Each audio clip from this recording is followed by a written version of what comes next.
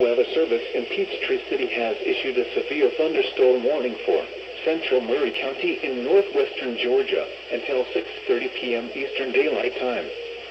At 6:05 p.m. Eastern Daylight Time, a severe thunderstorm was located over Fort Mountain State Park, or near Chatsworth, moving north at 10 miles per hour.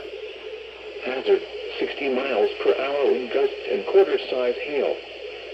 Source, radar indicated. Impact, hail damage to vehicles is expected. Expect wind damage to roofs, siding, and trees. Locations impacted include Chatsworth, Eaton, Fort Mountain State Park, and Ramhurst. For your protection, move to an interior room on the lowest floor of a building. If you see wind damage, hail, or flooding, wait until the storm has passed, and then call the National Weather Service toll-free at 1-866-7-634-64. Tweet us your report at NWS Atlanta.